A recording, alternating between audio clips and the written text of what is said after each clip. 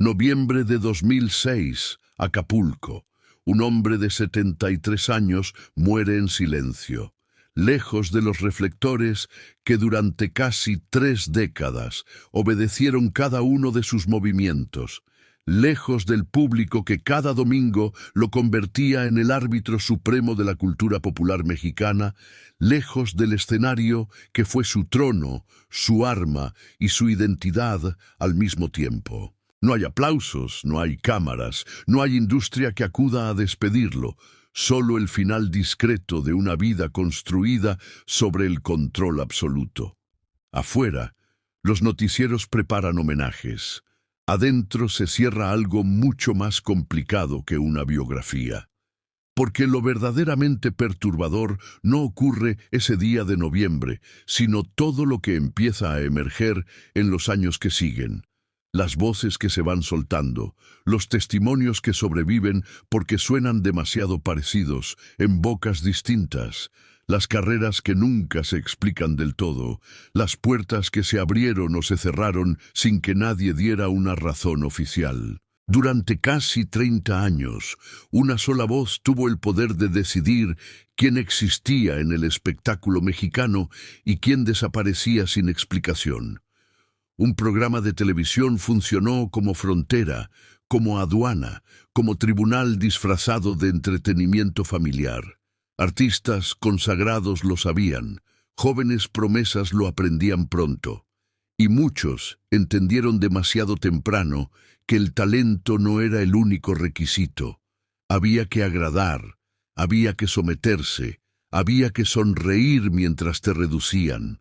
Con el tiempo, comenzaron a circular versiones que no se contaban frente a cámaras, historias sin fecha oficial, acusaciones que nunca llegaron a un juzgado, testimonios fragmentados que hablaban de humillaciones transmitidas en vivo, de vetos que nadie firmaba pero todos respetaban, de carreras destruidas en cuestión de minutos frente a millones de personas que creían estar viendo entretenimiento. Se habló de un sistema de favores, de puertas que solo se abrían a cambio de algo más que una canción, de presiones que no dejaban marca visible, pero que cambiaban vidas enteras. Y mientras el país celebraba cada domingo frente al televisor, el miedo se convertía en moneda de cambio detrás del escenario. Cuando el programa fue cancelado en 1998, el imperio se desmoronó sin ceremonia. El hombre que había vetado a medio espectáculo mexicano fue de pronto prescindible. Demandas, llamadas que dejaron de contestarse, un cuerpo que comenzó a pagar con hepatitis C y cirrosis lo que décadas de tensión habían ido acumulando en silencio. El poder que ejerció sin límites ya no podía salvarlo de sí mismo. Hoy, casi 20 años después de su muerte, las preguntas siguen abiertas con una incomodidad que no cede. ¿Cuántas carreras fueron moldeadas por el miedo y no por el mérito? ¿Cuántas decisiones se tomaron bajo una presión que nunca se nombró públicamente? ¿Cuánto sabía realmente el sistema que lo protegió durante tanto tiempo? ¿Y por qué, cuando todo se vino abajo, nadie salió a defenderlo con la misma energía con que antes lo celebraban? Lo que verás a continuación no es un homenaje ni una condena simple. Son los testimonios que se diluyeron, los episodios incómodos que quedaron grabados, los silencios que pesan más que cualquier confesión y la arquitectura invisible de un poder que se sostuvo no sobre el talento, sino sobre la obediencia. Esta es la historia de cómo el hombre más influyente de la televisión mexicana construyó su reino sobre el control absoluto y terminó pagando un precio que nadie en su momento se atrevió a llamar por su nombre. Pero para entender cómo llegó tan alto, hay que volver al principio. Hay que ir al momento en que todavía no había escenario, ni cámara, ni contrato. Cuando todavía era solo un joven que aprendía a leer las reglas de un mundo que no perdona la ingenuidad y que recompensa a quienes descubren cómo funciona el poder antes de que el poder los descubra a ellos. Celaya, Guanajuato. 24 de abril de 1933. No hay alfombras rojas ni promesas de fama. Hay polvo, rutina. Un México que todavía cree que el destino se decide en el lugar donde naces y en el apellido que cargas. En ese mundo, antes de aprender a sonreír frente a un micrófono, se aprende algo más fundamental y más duro, que el que nace sin poder tiene esencialmente dos caminos posibles: obedecer sin cuestionamiento o descubrir cómo se fabrica la obediencia en los demás. Su infancia está atravesada por esa sensación de límite que no se discute, que no se analiza, que simplemente se respira como el aire de ciertos lugares. Se habla de trabajo temprano, de la tienda familiar, de oficios que parecen pequeños, pero que enseñan algo brutal sobre cómo funciona el dinero en realidad, que el dinero no es solo dinero, que es permiso, que es puerta, que es la diferencia entre existir y desaparecer. Guarda ese detalle porque ahí está la semilla de todo lo que viene después. No era un niño soñando con la fama, era un joven aprendiendo a no volver a sentirse invisible nunca más. Alrededor de 1953, la historia se mueve a la Ciudad de México. Y si uno cree que llegar a la capital es el inicio de una aventura romántica, de una historia de superación limpia y directa, hay que detenerse un segundo porque la capital no recibe, la capital exige y exige con una dureza que no distingue entre sueños y realidades. Entra en ese mundo como contador en el Banco Nacional de México, un empleo correcto, limpio, predecible, el tipo de trabajo que no sorprende a nadie, pero que enseña algo que raramente aparece en los libros, que manejar dinero te enseña a clasificar personas, a medir riesgos, a evaluar qué vale y qué no vale, a desarrollar un instinto sobre el peso real de las cosas, un instinto que con el tiempo se convertiría en su herramienta más peligrosa. Después viene el otro aprendizaje, el que no figura en los currículums ni en las entrevistas oficiales. El periodismo, las revistas, el entretenimiento, las novelas de radio, las producciones que entonces definían lo que México soñaba y lo que México consumía sin cuestionarlo. Desde esa posición, observa de cerca cómo se construye una estrella y, sobre todo, cómo se construye la mentira útil que rodea a toda estrella. La industria no vende talento en estado puro, vende narrativa cuidadosamente elaborada, vende obediencia disfrazada de oportunidad, vende la ilusión de que el acceso se gana cuando en realidad se negocia. Y hay algo que entiende antes que la mayoría, algo que la mayoría tarda décadas en descubrir o nunca descubre del todo, que el éxito no se decide en el escenario, el éxito se firma antes, en oficinas donde nadie aplaude, entre personas que raramente sonríen. Y entonces aparece el verdadero poder de la época. La televisión mexicana no era en esos años simplemente una empresa de entretenimiento. Era la fábrica de lo que México veía, cantaba, admiraba, imitaba, deseaba e idealizaba. Un sistema integrado de producción cultural donde cada decisión tenía consecuencias que se multiplicaban hacia afuera en millones de hogares. Y en 1969 llega el movimiento que cambia todo, el momento que transforma a un productor más o menos talentoso en una figura de poder, con dimensiones que nadie había calculado bien. Nace el programa que no fue solo un espacio televisivo, sino una aduana, un filtro, una frontera con guardia permanente. Entrar significaba existir. No entrar significaba desaparecer con la misma eficiencia y la misma discreción con que desaparece el eco de una voz cuando nadie quiere escucharla. Recuerda esto porque es absolutamente central en todo lo que viene después. El conductor no se convierte en una figura famosa por carisma natural, ni por talento excepcional. Se convierte en el guardián de un ritual nacional, en el árbitro de un juego cuyas reglas él mismo define y redefine semana a semana sin necesidad de explicarlas públicamente. Domingo tras domingo, millones lo ven y sin darse cuenta aceptan su autoridad como si fuera parte del orden natural de las cosas, como si hubiera estado ahí siempre y fuera a estar ahí para siempre. Presenta a unos, ignora a otros, decide quién vuelve y quién no vuelve jamás. Y lo más inquietante es que todo ocurre sonriendo, todo ocurre dentro de un tono amable y familiar que hace que la violencia del mecanismo sea invisible para quien solo mira la superficie. Con el tiempo construye también una imagen doméstica, una fachada que funciona como coartada perfecta ante cualquier cuestionamiento. Familia, disciplina, respetabilidad, normalidad, un hombre serio. Un hombre que protege el gusto del público de las influencias que considera incorrectas o peligrosas. Pero detrás de esa fachada empieza a crecer algo más oscuro y más difícil de nombrar, una obsesión por la jerarquía, la necesidad constante de clasificar a las personas como dignas o corrientes, de convertir el escenario en un tribunal donde él es simultáneamente fiscal, juez y verdugo. Porque cuando alguien se acostumbra a decidir destinos de forma sistemática y sin consecuencias, el poder deja de ser una herramienta que se usa y se guarda. El poder se convierte en identidad, en la única forma que existe de relacionarse con el mundo.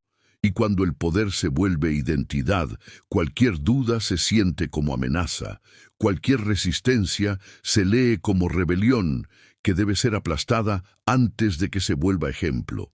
Aquí es donde el camino se oscurece sin que el público lo perciba, porque el verdadero secreto del sistema no era que presentara canciones ni que lanzara carreras. Era que enseñó a toda una industria una regla no escrita, silenciosa y absolutamente efectiva. No basta con cantar bien, no basta con llenar estadios, no basta con tener el talento que el público reconoce y celebra. Hay que caerle bien al hombre que sostiene la puerta. Hay que aceptar sus reglas, su humor, sus comentarios, sus reducciones. Hay que aprender a sonreír mientras te miden, mientras te evalúan, mientras te colocan en una categoría de la que es muy difícil salir.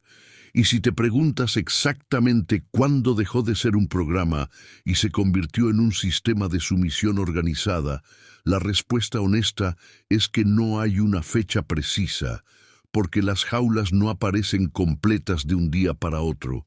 Se construyen barrote por barrote, con una paciencia que casi parece generosidad, una invitación que suena a favor, un comentario que parece broma inofensiva, un veto que nadie explica pero todos entienden, una carrera que se apaga sin ruido y sin justificación oficial, y cuando te das cuenta, ya estás dentro y la puerta está cerrada desde afuera. Hay una verdad incómoda sobre los imperios de cualquier tipo. No se sostienen únicamente con talento, ni con trabajo, ni con carisma genuino. Se sostienen con miedo, y el miedo, cuando se vuelve costumbre cotidiana, deja de verse, deja de sentirse como miedo y empieza a sentirse como el orden natural de las cosas, como la forma en que siempre han funcionado y siempre funcionarán los negocios del entretenimiento. En los pasillos de las grandes televisoras, en los camerinos, donde los artistas esperaban su turno, en los antesalas, donde los representantes apretaban carpetas y las jóvenes cantantes apretaban la garganta para no temblar frente a quien decidía su futuro, había una frase que no se pronunciaba en voz alta, pero que todos entendían con la misma claridad con que se entiende una advertencia sin palabras. Si ese hombre no te quiere, no existes. Y la palabra clave ahí no es el nombre propio, no es el programa, es la palabra sistema, porque lo que existió durante casi 3 décadas no fue el capricho de un conductor excéntrico, sino una aduana emocional institucionalizada, una frontera donde el talento no era el único pasaporte válido. El pasaporte real era la docilidad, la capacidad de sonreír cuando te reducían, de agradecer cuando te humillaban, de reír cuando te pegaban una etiqueta que se quedaba adherida como una marca de fuego que ningún éxito posterior podía borrar del todo. Esto no es una exageración construida con el beneficio de la perspectiva histórica. Está en los episodios que quedaron grabados para siempre en formatos que hoy se pueden revisar, en los testimonios que se repiten con diferentes voces y diferentes nombres pero con la misma estructura narrativa, en la lista de carreras que se apagaron como si alguien hubiera encontrado el interruptor exacto y lo hubiera bajado sin ningún remordimiento visible. Y entonces empiezan las versiones, las historias que no aparecen en los homenajes institucionales, las que se cuentan en voz baja porque todavía duelen o todavía generan miedo, aunque hayan pasado décadas. Se habló durante años de una red de favores, de una maquinaria que convertía a ciertas mujeres jóvenes en fichas de un juego de poder que iba mucho más allá del entretenimiento familiar del domingo. Las instituciones lo negaron con la energía característica de quienes niegan cosas que saben que existieron, y justamente por eso el tema se volvió un fantasma que no desaparece, sino que se hunde, que se pudre por debajo de la superficie, y en esa podredumbre el nombre del conductor aparece una y otra vez como el guardián de la puerta, no siempre como el autor directo de los excesos, a veces como testigo, a veces como pieza del mecanismo, pero siempre como alguien que sabía con precisión qué significaba entrar y qué significaba quedarse afuera para siempre. La idea central que hay que sostener aquí es que entregarse al sistema no siempre tomó la forma más obvia y más fácil de nombrar. A veces fue dignidad, a veces fue aceptar que te midieran como si fueras un producto con especificaciones técnicas y no una persona con historia. A veces fue permitir que hablaran de tu cuerpo en televisión nacional frente a millones de personas, como si tu cintura o tu peso fueran el verdadero talento y la canción solo fuera el pretexto para que te vieran. A veces fue aguantar una broma que te hacía pequeña en tiempo real delante del país entero, porque el castigo en ese sistema nunca fue una confrontación directa. El castigo era el silencio. El castigo era no volver. El castigo era que de repente nadie contestara el teléfono sin que nadie te explicara por qué. Hay ejemplos que en el papel parecen anécdotas menores y que en realidad son instrucciones codificadas para todo un gremio. La presión sobre el peso de integrantes de grupos exitosos, las amenazas veladas de que el cuerpo era condición para existir en pantalla, los comentarios sobre la apariencia física entregados en tono de broma frente a cámaras que registraban todo. No importa si el tono era ligero.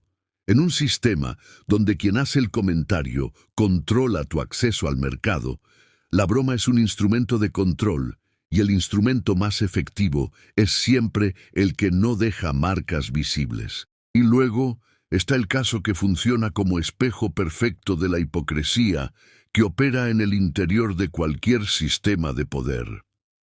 Cuando Gloria Trevi y su manager representaban un fenómeno que generaba incomodidad incluso dentro de la industria, hubo un momento de rechazo que vino acompañado de un lenguaje que sonaba casi como alerta moral, casi como protección de las más jóvenes.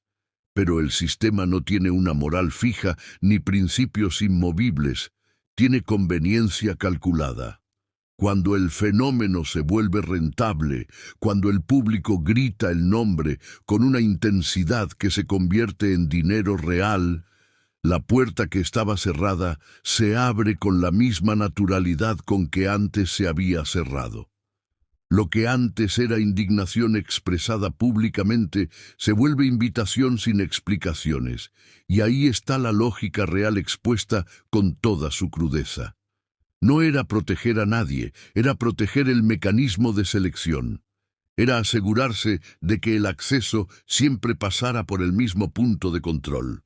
Ahora imagina lo que ese mecanismo provoca en una chica de 16 o 17 años, parada en un pasillo con luz fluorescente esperando que la llamen, con su representante a un lado diciéndole en voz baja que sonría, que no se equivoque, que no contradiga, que un gesto mal leído podía costarle la oportunidad que había tardado años en conseguir. Ese es el tipo de presión que no aparece en pantalla, el tipo de presión que convierte cada domingo en una ruleta emocional con consecuencias reales. Y esa ruleta, durante casi 3 décadas, tuvo siempre el mismo operador. Pero lo más perverso de un sistema así no es lo que se puede confirmar con documentos o con grabaciones. Es lo que nunca se confirma del todo porque nadie se atreve a firmarlo con su nombre en un papel oficial, porque firmar implicaría exponerse a exactamente el tipo de consecuencias que llevaron años callando. Son los rumores que sobreviven porque suenan demasiado parecidos viniendo de bocas diferentes. Son las miradas que se bajan cuando alguien menciona camerinos privados, reuniones fuera de horario, padrinazgos que no tienen explicación artística. Y es ahí donde aparece el retrato más completo, el del hombre que convirtió la oportunidad en deuda permanente, la fama en obediencia continua, la televisión en un altar donde había que sacrificarse de alguna manera para ser aceptado como digno de existir.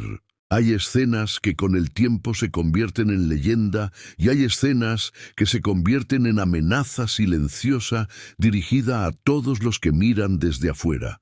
Porque una cosa es ver televisión buscando entretenimiento y otra muy distinta es entender que detrás de la sonrisa del conductor hay alguien entrenando al país entero para aceptar una estructura de obediencia sin cuestionarla.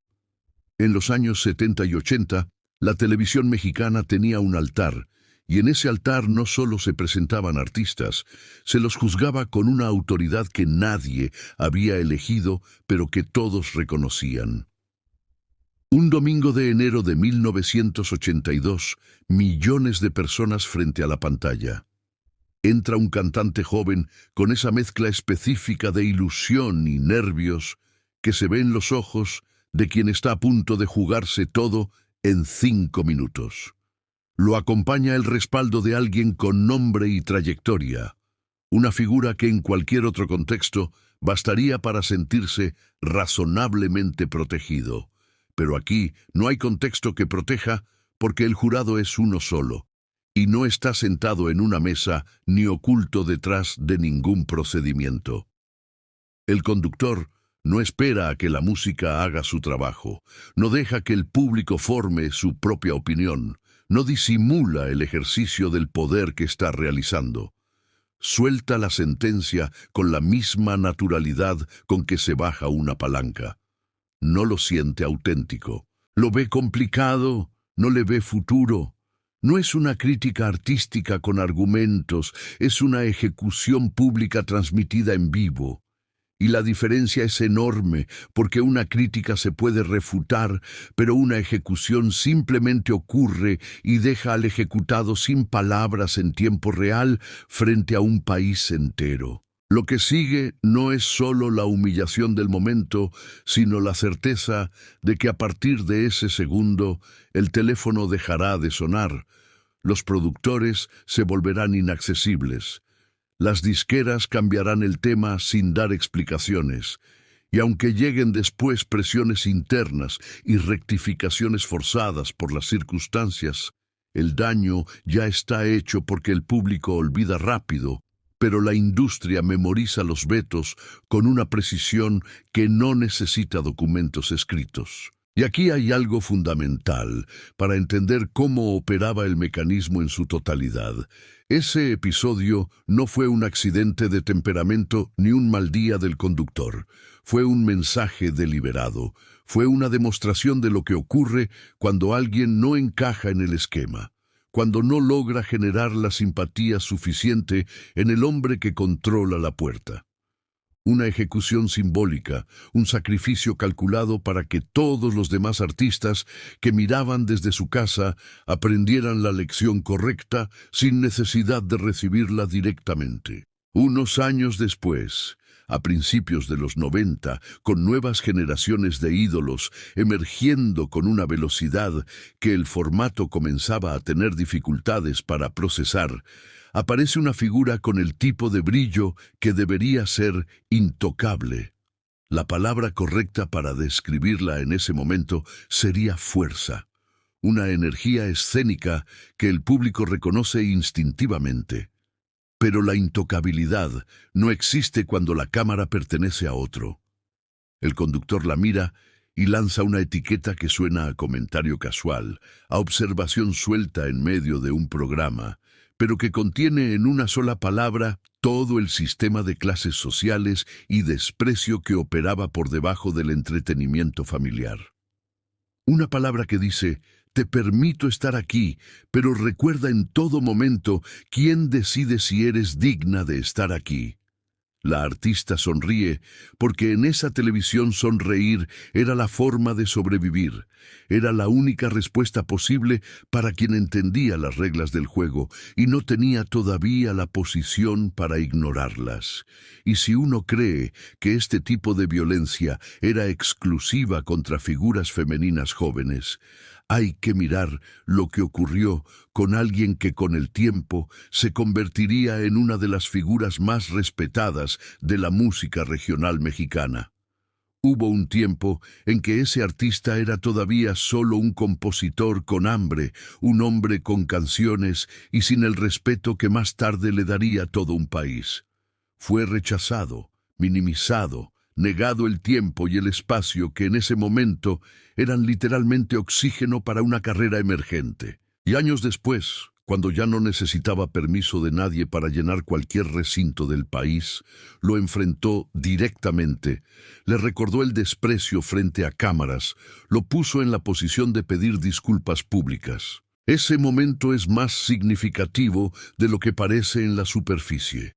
Es la prueba de que el poder del conductor no era natural ni eterno, era prestado, y cuando el prestamista ya no depende de quién le prestaba, el miedo simplemente cambia de bando sin ninguna ceremonia. Pero lo más perverso de todo el sistema no eran las humillaciones que quedaron grabadas y que hoy se pueden revisar. Era la lista invisible. Los que no podían hablar, los que fueron castigados sin que existiera ningún registro visible de la injusticia, sin que hubiera ningún clip que documentara lo que les habían hecho. El payaso más popular del país vetado, expulsado del sistema por una pelea que nunca se discutió públicamente. Cantantes comparados de forma degradante. Figuras presionadas por el cuerpo como si el peso fuera un defecto moral. Voces interrumpidas y acusadas públicamente de falsedad técnica, como si el escenario fuera una sala de interrogatorio. Cada uno de esos casos fue una advertencia visible para todos los demás. Y lo que hay que entender es el patrón, porque el patrón revela el método. No era un arrebato emocional ocasional. Era una estrategia de control sistemático. Humillar en vivo tiene una ventaja que va mucho más allá del individuo humillado. No solo destruyes a una persona, disciplinas a 100. El artista que mira desde su casa aprende a callar antes de hablar. El representante aprende a negociar con la cabeza inclinada. La joven cantante aprende que su valor se mide con una frase que puede caer en cualquier momento. El público aprende a reír como si fuera natural, porque nadie le enseñó que no lo era. Y así, lentamente, se construye una cultura donde la violencia se disfraza de entretenimiento, y el entretenimiento se convierte en escuela de obediencia. En este punto ya no se habla de rumores, sino de hechos con fecha, con nombres, con frases registradas, con carreras que se doblaron o se rompieron bajo el peso de una sola voz que no tenía que justificarse ante nadie. Y cuando una voz puede quebrar destinos en tiempo real y frente a millones, lo siguiente es inevitable. La industria entera empieza a preguntarse en silencio, con esa forma de preguntarse que no se articula nunca del todo. ¿Qué pasa el día en que esa voz ya no esté protegida por el sistema que la sostiene? ¿Qué pasa cuando el guardián de la puerta queda de pronto al otro lado? Porque ese día llegó, y no llegó con ningún escándalo, llegó con una cancelación, con una enfermedad, con un cambio de régimen corporativo y con la frialdad característica de los sistemas que no tienen memoria agradecida con quienes los sirvieron. Y años después, cuando ya no necesitaba permiso de nadie para llenar cualquier recinto del país, lo enfrentó directamente, le recordó el desprecio frente a cámaras, lo puso en la posición de pedir disculpas públicas. Ese momento es más significativo de lo que parece en la superficie. Es la prueba de que el poder del conductor no era natural ni eterno, era prestado, y cuando el prestamista ya no depende de quién le prestaba, el miedo simplemente cambia de bando sin ninguna ceremonia. Pero lo más perverso de todo el sistema no eran las humillaciones que quedaron grabadas y que hoy se pueden revisar. Era la lista invisible. Los que no podían hablar, los que fueron castigados sin que existiera ningún registro visible de la injusticia, sin que hubiera ningún clip que documentara lo que les habían hecho. El payaso más popular del país vetado, expulsado del sistema por una pelea que nunca se discutió públicamente. Cantantes comparados de forma degradante. Figuras presionadas por el cuerpo como si el peso fuera un defecto moral. Voces interrumpidas y acusadas públicamente de falsedad técnica, como si el escenario fuera una sala de interrogatorio. Cada uno de esos casos fue una advertencia visible para todos los demás. Y lo que hay que entender es el patrón, porque el patrón revela el método. No era un arrebato emocional ocasional. Era una estrategia de control sistemático. Humillar en vivo tiene una ventaja que va mucho más allá del individuo humillado. No solo destruyes a una persona, disciplinas a 100. El artista que mira desde su casa aprende a callar antes de hablar. El representante aprende a negociar con la cabeza inclinada. La joven cantante aprende que su valor se mide con una frase que puede caer en cualquier momento. El público aprende a reír como si fuera natural, porque nadie le enseñó que no lo era. Y así, lentamente, se construye una cultura donde la violencia se disfraza de entretenimiento, y el entretenimiento se convierte en escuela de obediencia. En este punto ya no se habla de rumores, sino de hechos con fecha, con nombres, con frases registradas, con carreras que se doblaron o se rompieron bajo el peso de una sola voz que no tenía que justificarse ante nadie. Y cuando una voz puede quebrar destinos en tiempo real y frente a millones, lo siguiente es inevitable. La industria entera empieza a preguntarse en silencio, con esa forma de preguntarse que no se articula nunca del todo. ¿Qué pasa el día en que esa voz ya no esté protegida por el sistema que la sostiene? ¿Qué pasa cuando el guardián de la puerta queda de pronto al otro lado?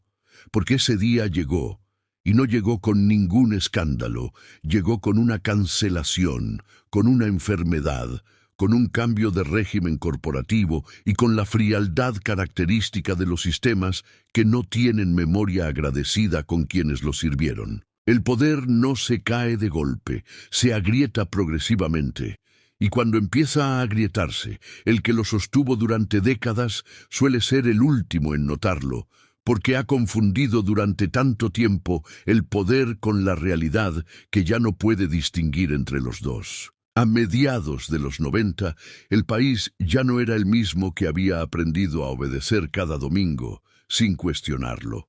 La televisión seguía encendida, pero el ritual comenzaba a perder la magia que lo había mantenido intacto durante tanto tiempo. Nuevas generaciones miraban al conductor como una figura rígida, atrapada en una estética y en una moral que ya no les pertenecía ni les interpelaba. Y eso para alguien que había vivido del control absoluto durante casi 30 años, Era una amenaza silenciosa y completamente inmanejable, porque el control funciona sobre quienes aceptan el sistema de referencia y las nuevas generaciones simplemente no lo aceptaban. 1994. México entra en una década de convulsiones simultáneas. Crisis económica brutal. Asesinatos políticos que sacuden la confianza en las instituciones. Una desconfianza generalizada que lo permea todo. El público empieza a cambiar de formas que ningún formato televisivo viejo puede seguir completamente. La música también cambia, se diversifica, se fragmenta, deja de tener un centro único. El pop juvenil ya no pide permiso para existir. El rock en español deja de esconderse en los márgenes. Los artistas jóvenes ya no ven el programa dominical como la única puerta posible hacia la existencia pública. Encuentran otras rutas, otros formatos, otros jueces. Y por primera vez en más de 20 años, el Guardián empieza a ser prescindible de una manera que no puede ignorar, pero que tampoco puede admitir. En 1997, el cuerpo hace lo que el sistema ya había comenzado a hacer, empieza a fallar. La hepatitis C, una enfermedad silenciosa acumulada durante años, comienza a pasar una factura que no admite negociación. El hombre que había resistido presiones, escándalos, rumores y cambios de época con una consistencia que parecía invulnerable, ahora tiene que negociar con su propio cuerpo enfermo, y el cuerpo no acepta los mismos términos que aceptaban los artistas que esperaban en los camerinos. Hospitales, tratamientos, cansancio crónico y sobre todo una sensación completamente nueva y absolutamente desconocida para él, la vulnerabilidad real, no la vulnerabilidad performativa, sino la vulnerabilidad que te obliga a depender de otros. Mientras tanto, dentro de la televisora algo cambia sin ceremonia, sin anuncio, sin el tipo de confrontación que al menos daría la oportunidad de responder. Las decisiones empiezan a tomarse sin que su aprobación sea necesaria. El programa comienza a sentirse anacrónico. Los ejecutivos hablan de renovación, de formatos nuevos, de rostros frescos que conecten con audiencias que el formato original ya no alcanza. Y entonces ocurre lo que durante años había parecido imposible. En abril de 1998, el programa se cancela. No hay despedida épica, no hay homenaje a la altura de casi 30 años de historia, solo un comunicado corporativo y el apagado definitivo de un ritual que había definido generaciones.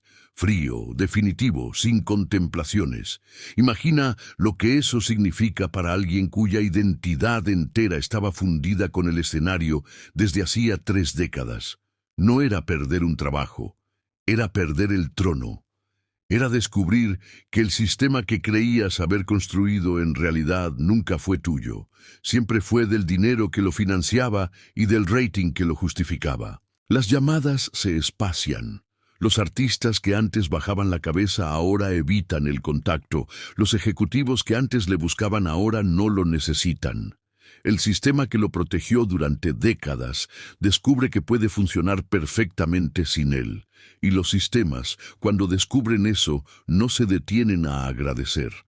Empiezan entonces los conflictos legales, las versiones cruzadas sobre contratos y regalías, un desgaste constante que recuerda en cada momento que el poder que había ejercido sin límites durante tanto tiempo ya no existe como escudo. Velasco, el gran árbitro de la industria, ahora tiene que defenderse en silencio sin micrófono y sin cámara de su lado. Y aquí viene la parte más cruel de todo el proceso, porque cuando el control se pierde, la historia empieza a reescribirse sin pedir permiso y sin ofrecer derecho de réplica. Los mismos medios que durante años lo presentaron como autoridad indiscutible e incuestionable ahora hablan de excesos, de métodos cuestionables, de un estilo autoritario que ya no corresponde a los tiempos.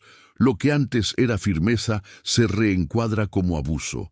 Lo que antes era criterio artístico se redefine como capricho personal.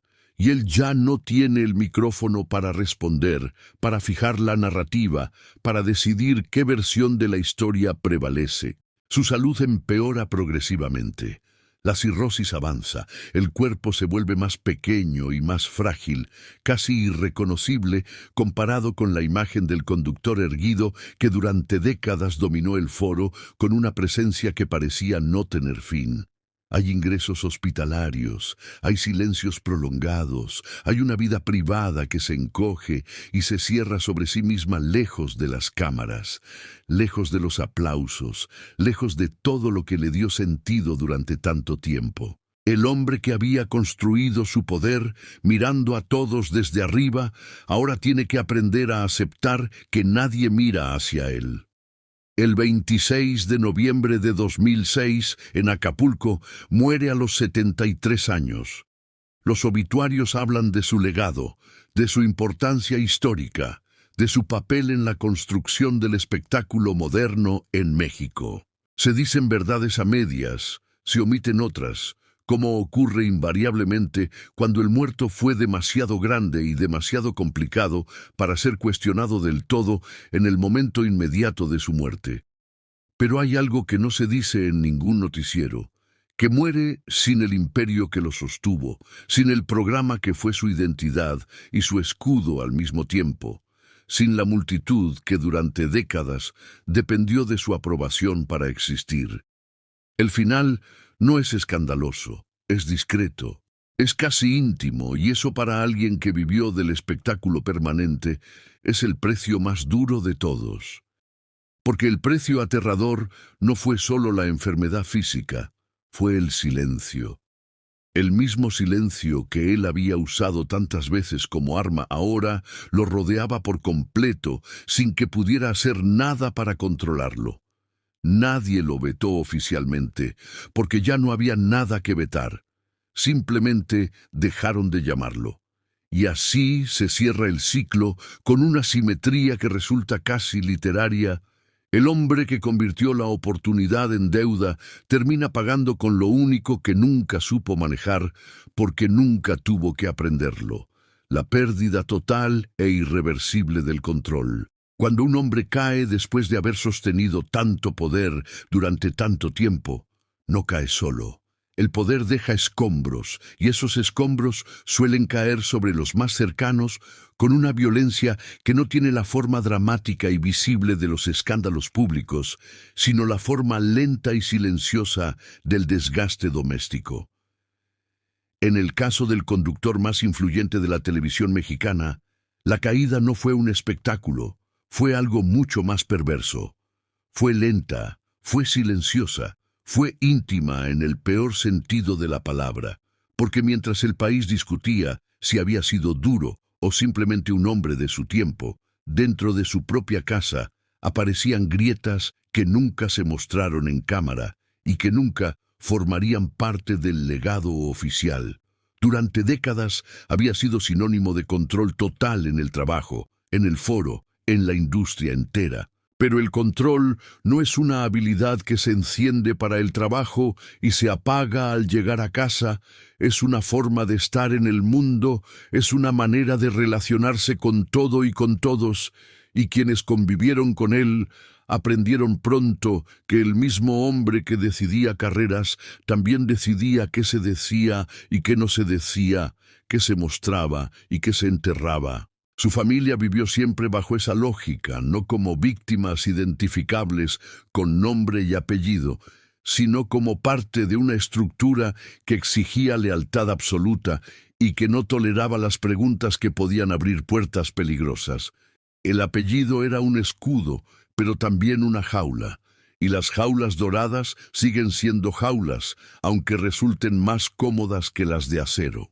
La enfermedad, cuando llegó con toda su fuerza, invirtió el sistema de una manera que él nunca había preparado ni imaginado. El que daba órdenes comenzó a recibir indicaciones. El que imponía ritmos tuvo que detenerse. El que hablaba sin réplica tuvo que escuchar diagnósticos. Y esa transformación forzada no siempre genera la humildad que uno podría esperar, porque aceptar la fragilidad real implica reconocer que el poder nunca fue eterno, que siempre fue prestado, que siempre dependió de condiciones externas que podían cambiar. A su alrededor, el mundo seguía girando con la indiferencia característica de los mundos que no necesitan que nadie los autorice para continuar. Nuevos productores, nuevos formatos, nuevas figuras que ya no lo veían como referencia sino como pasado, no con hostilidad, sino con algo más devastador, con indiferencia. En privado, el padrino ya no era el padrino. Era un hombre enfermo, cansado, aislado de la maquinaria, que durante casi 30 años le había dado propósito y forma. Las relaciones se reducen, los círculos se cierran, los amigos del poder desaparecen con exactamente la misma velocidad con que antes buscaban la cercanía, porque el poder atrae con una fuerza enorme, pero no acompaña. Y cuando deja de ser útil o de abrir puertas, se convierte en un recuerdo incómodo que la gente prefiere no tener demasiado presente. Empieza entonces a experimentar en su propia vida lo que tantos otros vivieron por su causa y por sus decisiones. El silencio administrativo, la llamada que no llega, la invitación que no se repite, la sensación de que el mundo sigue funcionando perfectamente bien sin que nadie lo consulte. Y aquí aparece una ironía que es difícil de ignorar aunque uno quisiera hacerlo. El hombre acusado durante décadas de vetar carreras empieza a sentirse vetado por la historia misma, no oficialmente, no con ningún comunicado, sino con algo mucho más efectivo y mucho más devastador. La irrelevancia progresiva, el no ser mencionado, el no ser necesario, el descubrir que el sistema que creías haber construido puede reproducirse y prosperar sin ninguna referencia a ti. Su familia queda entonces en una posición ambigua y difícil de sostener.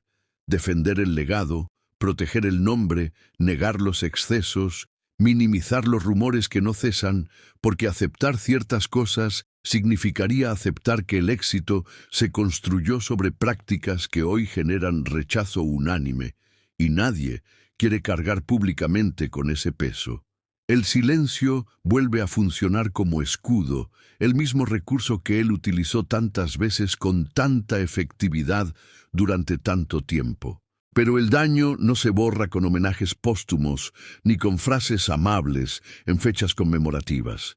Las historias siguen circulando, los testimonios aparecen de manera fragmentada y dispersa pero constante. Un artista recuerda una humillación específica con fecha y contexto. Otro menciona un veto inexplicable que cambió el arco de su carrera. Alguien más describe presiones, miedo, la sensación de que cada domingo era en realidad una prueba de supervivencia emocional disfrazada de entretenimiento familiar. Nada se junta del todo en un relato único y cerrado, pero todo apunta en la misma dirección, con una consistencia que no puede explicarse solo por la casualidad. Y entonces queda la pregunta más incómoda de todas, la que no tiene una respuesta limpia ni reconfortante. ¿Quién paga realmente el precio cuando un sistema así se derrumba?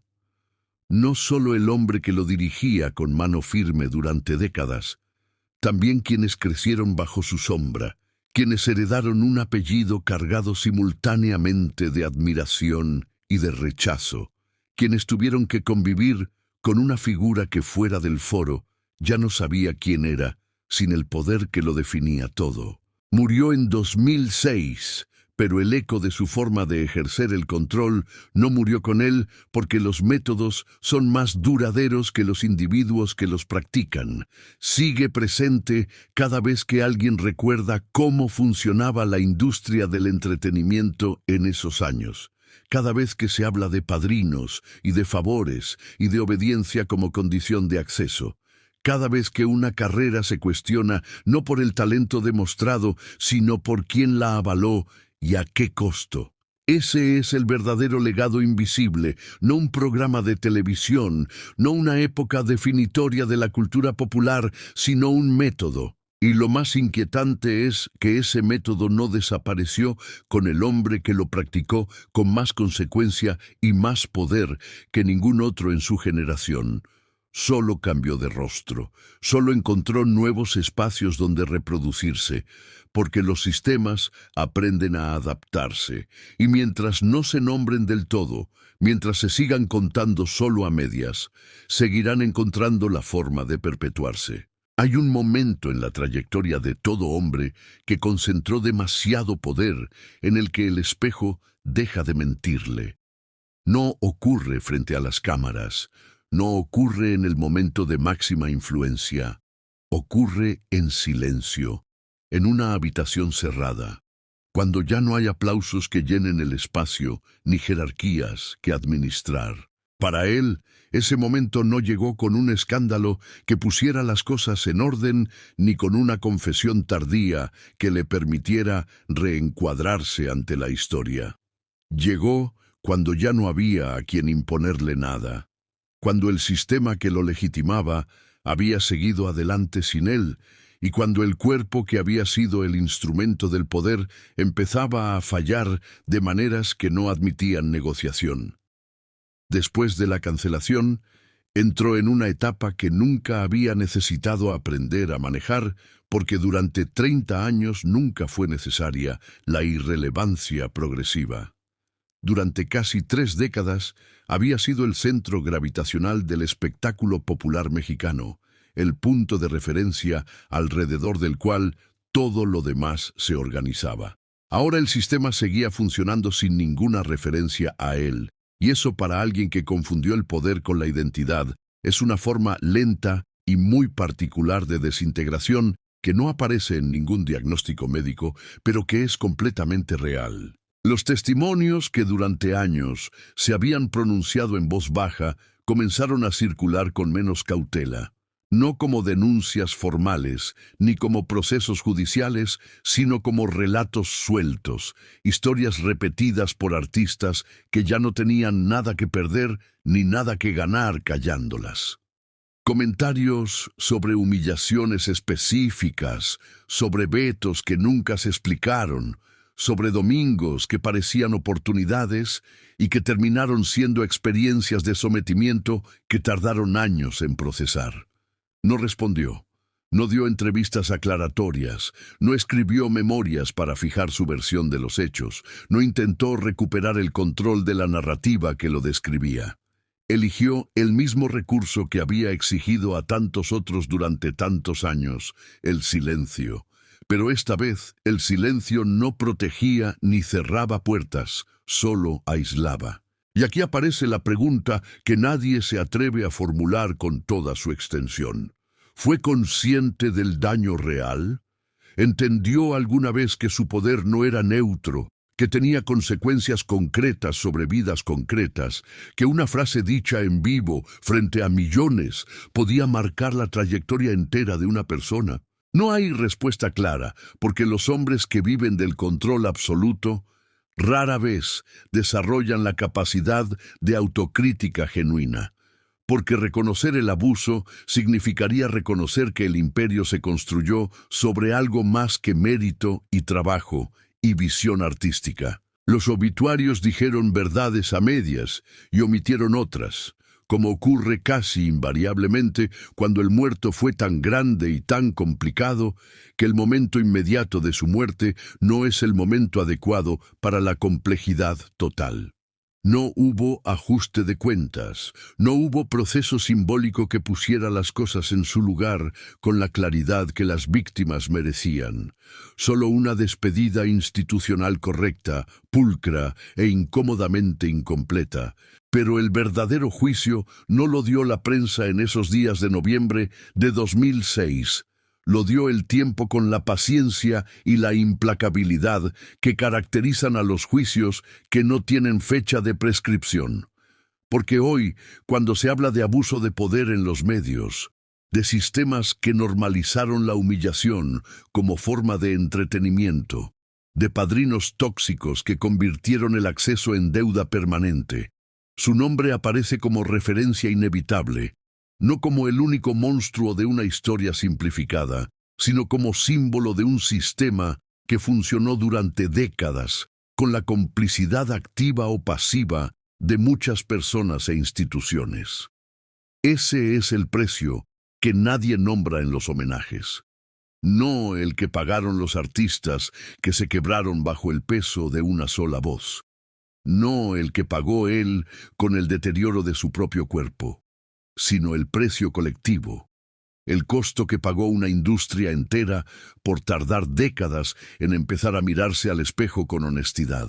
Y ahora, cuando las cámaras ya no lo enfocan y el miedo ya no funciona como lenguaje de negociación, queda una pregunta final que no es para absolver ni para condenar, sino para entendernos a nosotros mismos con mayor claridad.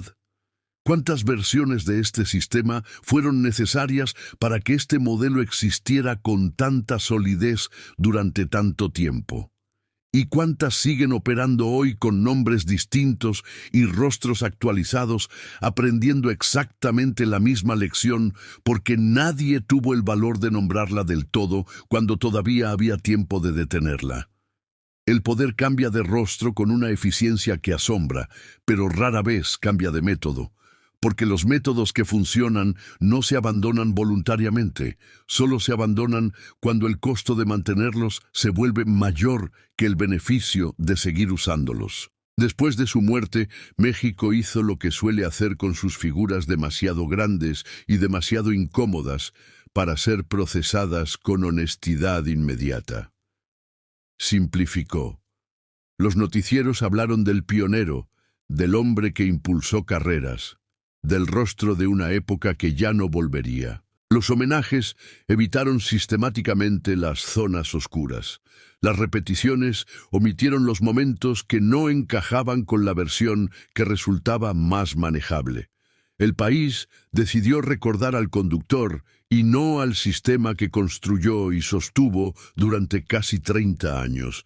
Y esa elección no fue inocente porque, cuando un sistema no se nombrar con claridad, se repite con facilidad. El legado real no está en los archivos corporativos, ni en los premios acumulados, ni en los números de audiencia, que en su momento fueron extraordinarios. Está en la manera en que la industria aprendió a funcionar, en la idea normalizada de que alguien puede y debe decidir quién vale y quién no, en la aceptación tácita de que así son las cosas y así han sido siempre y así seguirán siendo, en la cultura del favor, de la obediencia disfrazada de oportunidad, del acceso condicionado a la docilidad. Ese es el daño que no se ve claramente, pero que sigue operando con una eficiencia que debería preocuparnos mucho más de lo que generalmente nos preocupa. Con el paso del tiempo, algunas voces han empezado a romper el silencio sin que nadie las convoque ni las autorice. Artistas que ya no tienen miedo, porque ya no tienen nada que perder, o porque simplemente decidieron que el costo de callar es mayor que el costo de hablar. Testimonios que se parecen demasiado entre sí en su estructura y en sus detalles como para ser casualidad o exageración retrospectiva. Recuerdos de domingos que dejaron marcas no para destruir una figura histórica que ya no puede defenderse, sino para entenderla completa, con su complejidad real, con sus contradicciones y con sus consecuencias sobre vidas reales de personas reales.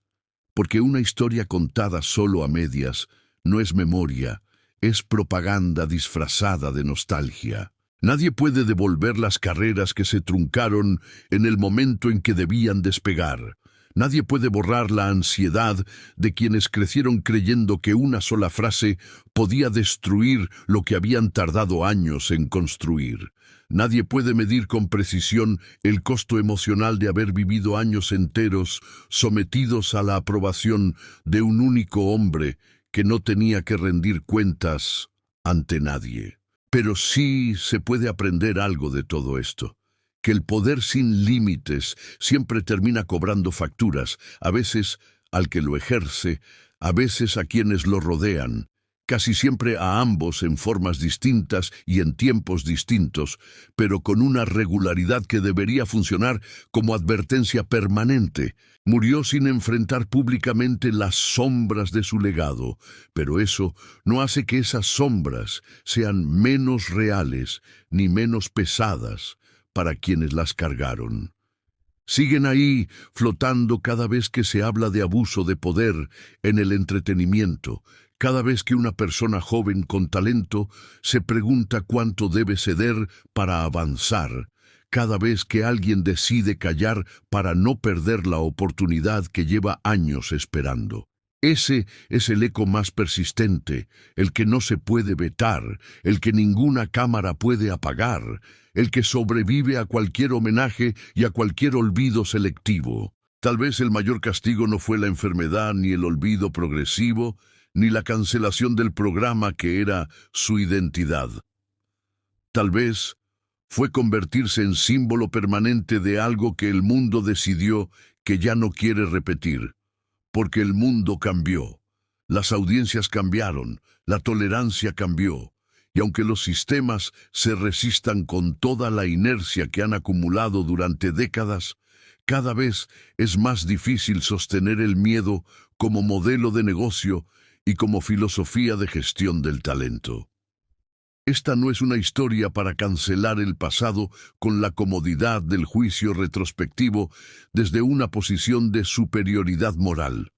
Es una historia para mirarlo de frente, para entender con honestidad cómo se construyen los ídolos y qué precio real se paga cuando nadie dentro del sistema se atreve a cuestionarlos, porque sólo así se rompe el ciclo, sólo así el poder deja de sentirse intocable y eterno. Creyó que el control lo haría permanente. La historia demostró lo contrario con una claridad que no deja mucho espacio para la ambigüedad. El poder pasó. El sistema quedó expuesto. Y lo único que permanece con toda su incomodidad intacta es la pregunta que no se puede vetar, la que ninguna cámara puede apagar, la que vive en cada decisión que tomamos cuando elegimos mirar hacia otro lado. ¿Qué estamos dispuestos a tolerar hoy para no tener que repetirlo mañana?